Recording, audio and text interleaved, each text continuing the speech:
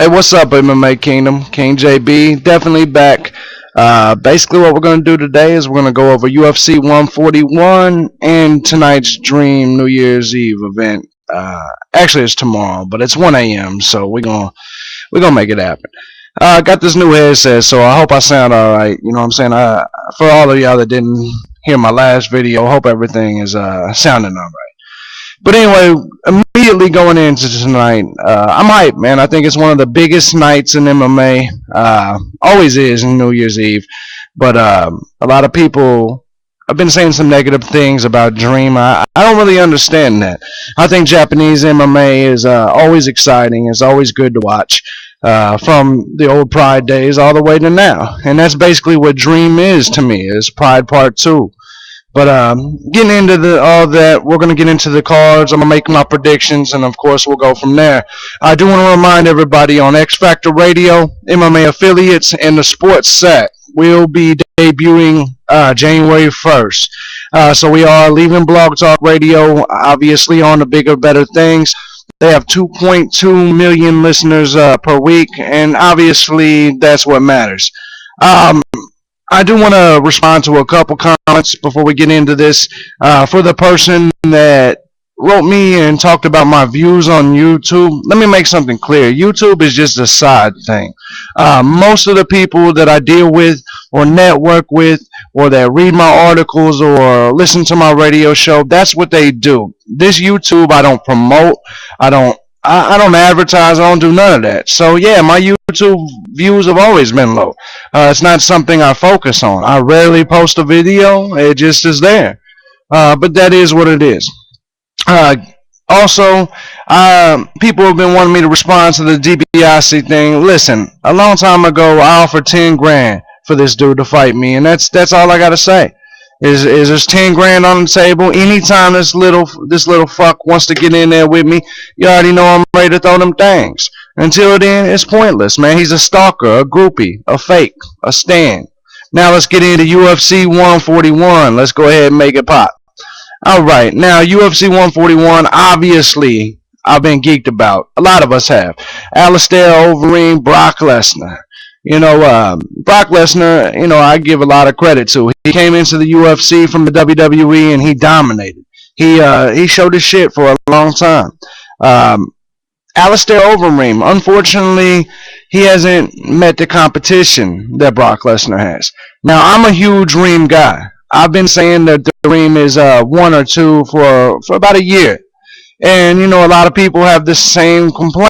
They say that Overeem hasn't fought any top guys. And, in some ways, they're right. So with Lesnar, I think a win here for Overeem could put him at number 1. At the least, he stays in number 2. Brock Lesnar, however, a loss here for him sends him down to about 5 or 6 in the heavyweight rankings. Personally, I think Brock Lesnar has huge problems dealing with strikers. Overeem is the best striker in the heavyweight division, in my opinion. Maybe in the heavyweight division of all time. You know what I mean? So, I think Overeem's going to get a TKO victory. Probably second round, maybe first. It all depends. If Overeem goes too deep, he could gas. So, I don't know. But I don't really see Brock Lesnar winning this fight. I love Brock Lesnar. I personally think this will be the end for him. I think he'll go back to the WWE. We're right in time for WrestleMania 28.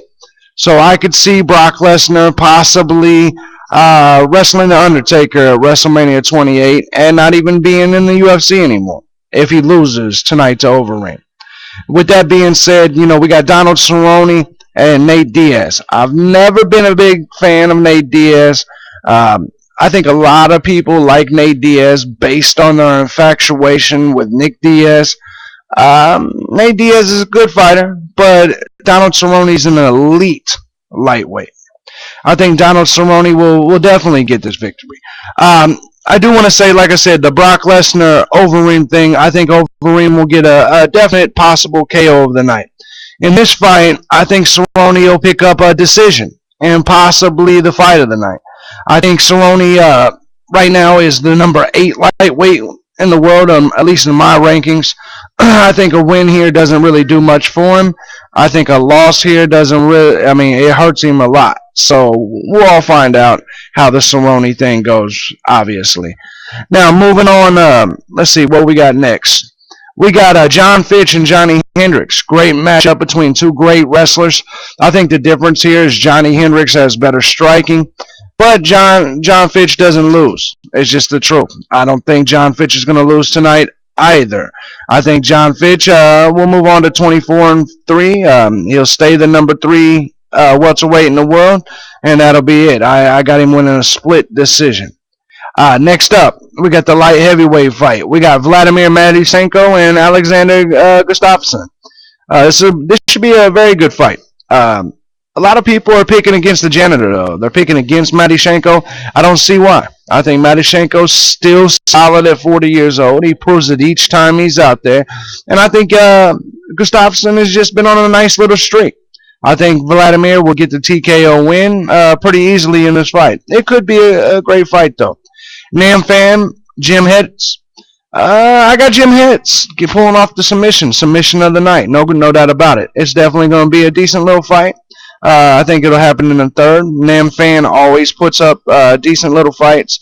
I'm not the biggest Nam fan though. However, now we got the prelim card. We got Ross Pearson and Junior Sankow.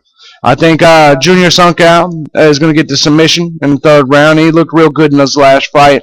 Even showed some Anderson Silva type charisma.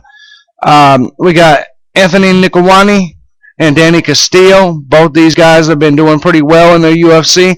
I got Castillo picking up the decision regardless. I think this will be a good fight. Dong Hyun Kim, who recently we all were talking about as a top contender for the welterweight title.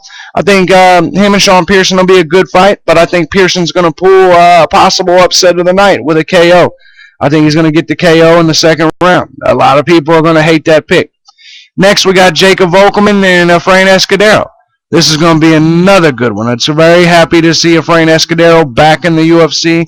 As you guys know, he was a guest on MMA Affiliates Radio. Real good guy. I really like what he does.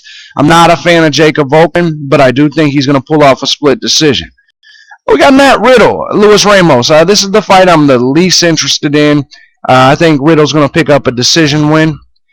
Next up, we got Manny Gambarian, one of my favorites. Been on the show, of course. Him and Diego Nunes. I love Manny, but I think Nunes is going to pull off a split decision. Nunes is always picking up decision wins, and I don't think this is going to be any different. Unfortunately for Manny, I think this will be the end of his UFC run. That bothers me because I'm a big fan of him. In terms of the cut list, I think the possible people that'll be gone after this event is Nam Phan, Ross Pearson, Dong Hyun Kim, Luis Ramos, and Manny Gambarian. I believe they all could be gone. Of course, and Brock Lesnar. I think he could go back to the WWE after a loss here to the Ream tonight. With that being said, that's the UFC 141. I think we're going to have a great event there. I'm looking forward to it. Now, looking over at Dream for a second, I want to say that Fedor, I do believe, is going to beat Satoshi Ishii.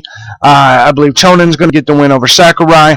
Of course, Shinya Aoki, one of the best lightweights in the world. I think he's going to pull a victory off in his fight. I believe Takaya is going to get a win in his fight. Kawajiri is going to probably pull it off. And I think Bibiano Fernandez is probably going to win in the Grand Prix for the bantamweight. Antonio Banuelos, I anticipate him getting an upset win over Eminari.